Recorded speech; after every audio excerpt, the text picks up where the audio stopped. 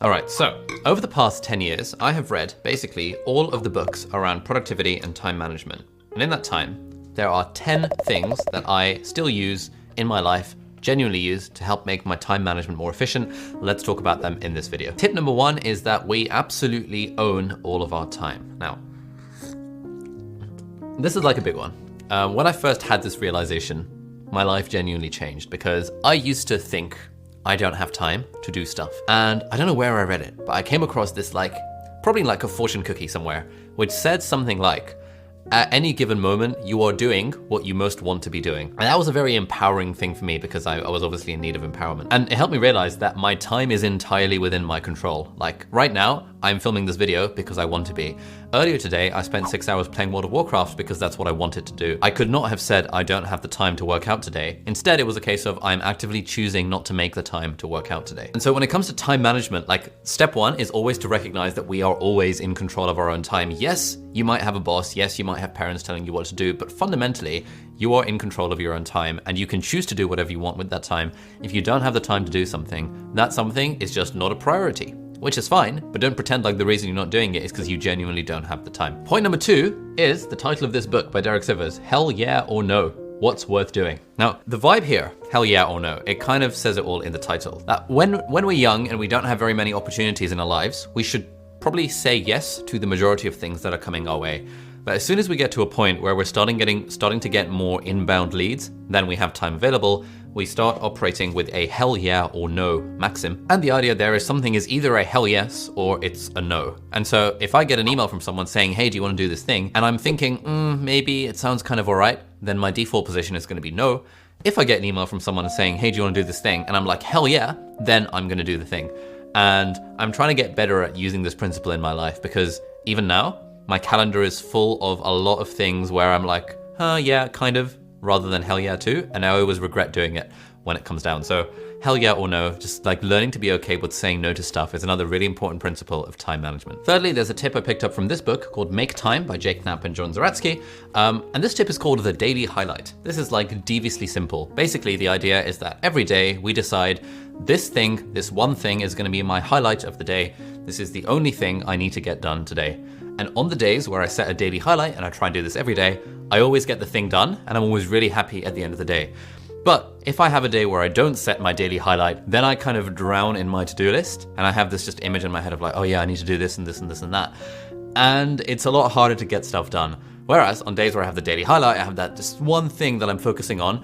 You know, this is the most urgent or the most satisfying or the most fun thing I have to do today. And then it just really, really helps with my time management. Tip number 4 for time management is to use a to-do list. And these days I use a physical to-do list with this analog by Ugmonk. It's very nice. It's like you get these like note cards and then you get this like wooden thing and you like put the note card in the thing. And it looks like this. And that means like every morning, once I figured out what my daily highlight is, I make a list of the other stuff that I have to do that day. And I shove it on a list and then I tick them off and cross them off with physical pen as I go throughout my day. It doesn't really matter what system you use for a to-do list, but again, there's a general principle of productivity, which is that our brain is for having ideas, not for holding them. And a big part of why we let stuff slip through the cracks when it comes to managing our time and managing our productivity is because we haven't written them down. And so anytime I need to do something, I write it down into an app. These days I use Roam. But then when I figure out my daily to-do list, it's all based on this analog system by Ugmonk, which is very nice. And it's kind of cool having a physical to-do list in front of me that I can cross things off of, and it just feels nice. And yeah, even at work, when I'm working as a doctor, I use physical to-do lists to manage my patient list, to manage my list of tasks. There's something incredibly satisfying about crossing something off, which you just don't get when you use an app. Principle number 5 for time management is the concept of time blocking. Apparently, this is something that Elon Musk does all the time.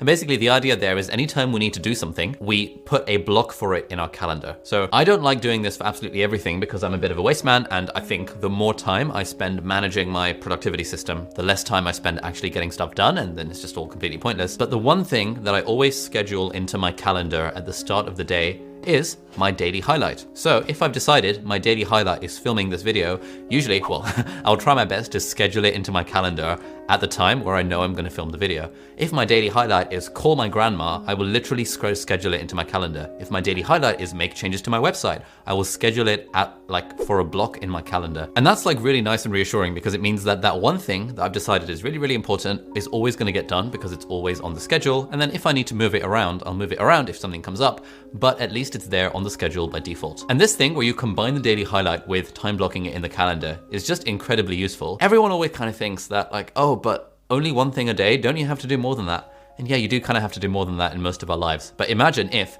every single day for the next year, you could actually do the one thing, the one most important thing to do that day. You'd make a hell of a lot of progress over the course of the year, and it would just be absolutely game-changing. Principle number 6 is related to something called Parkinson's law, which is that work expands to fill the time that we allocate to it. So if I have to film a YouTube video in a day, and I give myself the whole day to film that YouTube video, inevitably it's gonna take all day to film the YouTube video. Whereas if I only give myself half an hour or an hour to film the YouTube video, and I fill my day up with other things, then inevitably I get the video done in that small amount of time. And so the actionable advice here is to leverage artificial deadlines. Even when it's something like filming a new course. I'm working on a course for YouTube for beginners where I kind of film and talk you to everything about my YouTube video production process. And this doesn't really have a deadline. I could literally do it whenever I want. I don't have to do it. It's a purely optional project. But I've set myself the goal that, okay, you know what? I'm going to film all of this course next weekend. And I've blocked out time in my calendar next weekend to film the course. And that's an artificial deadline, which means the course is going to get done. Whereas if I just had it in my mind or in my to-do list without a deadline, without a schedule, it would just inevitably never ever get done. Point number 7 is one I've started applying recently, and that is having protected time. When you're an entrepreneur and you're working for yourself and all that kind of stuff, you end up basically being able to set whatever schedule you want. But if you're like me and you like making connections and making friends with people all around the internet, you get to a point where your day is filled with lots and lots of Zoom calls. And I realized that for me, I need to keep my mornings completely free of any obligations or any Zoom calls. And this has been an absolute game changer, because in the morning, that means I can wake up whenever I want. Usually it's 8:30 these days. And it means that for a solid 4 hours at least, I've got uninterrupted time where I can do whatever I want. So these days I'm working on writing my book. And so the morning is my protected time for writing. But even on days where I'm not working on the book, it's just genuinely so nice to have that time slot where I can think about the business or plan some more videos or do the things that help move me forward in my work career. And sometimes, if I'm not really feeling it, I'll just decide, you know what, I'm gonna use this protected time to play World of Warcraft or to just kind of relax and read a book on the sofa. So if you're interested in better ways to managing your time, I would recommend figuring out what your protected time is going to be, time that is just for you and you alone, or World of Warcraft, and not for anyone else, where no one is allowed to book something in your schedule. All right, principle number 8 is delegation. Now this one is a little bit weird, because normally when you say the word delegate, people imagine that, oh, well, I can't afford to delegate something. I don't have enough money to delegate to hire someone.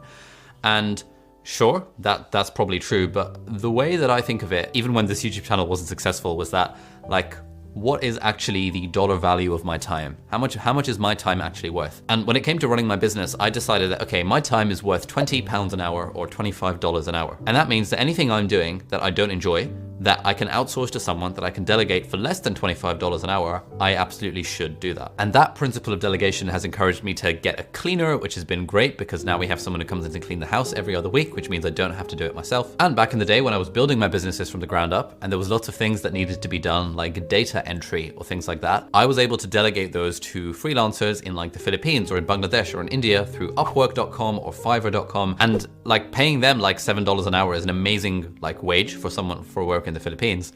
But it was fantastic for me because it freed up my time to do things that were adding more value to the business and to my life than doing data entry, for example. And so whatever your circumstances are, I'd encourage you to think about what is the dollar value of your time, and potentially, if you want, can you delegate stuff that's cheaper than that to other people potentially. Tip number 9 for time management is to try and automate scheduling as much as possible. Now that we're in the world of Zoom calls and chatting to people over the internet basically every day, I found I was wasting a lot of time in scheduling back and forth, where I'd be like, hey, I want to talk to you, but are you free this time Pacific time, this time Eastern time, this time British Standard Time, all this kind of stuff. And we'd go back and forth with emails for like a solid 10 days before anything would get done. But then I discovered an app called Calendly, and Calendly is great. It's free for like the free version. I pay for the pro version these days. Not sponsoring this video or anything like that, unfortunately. Calendly, if you're watching this, let me know. But the idea behind Calendly is you can literally send someone a link and it has like all of your availability and they can just book a slot in your calendar. Now this feels a little bit weird to do initially. It feels like a bit of a power move that, hey, book a slot on my calendar.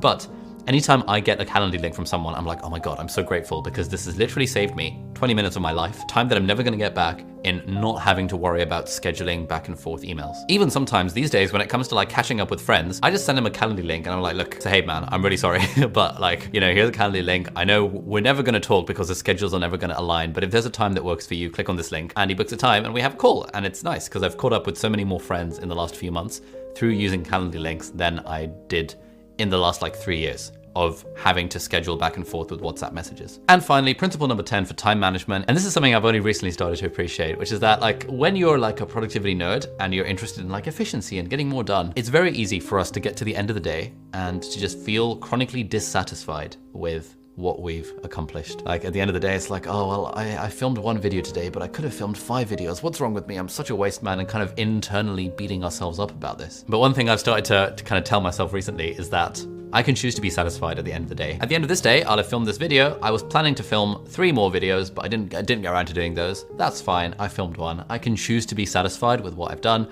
and that's all good.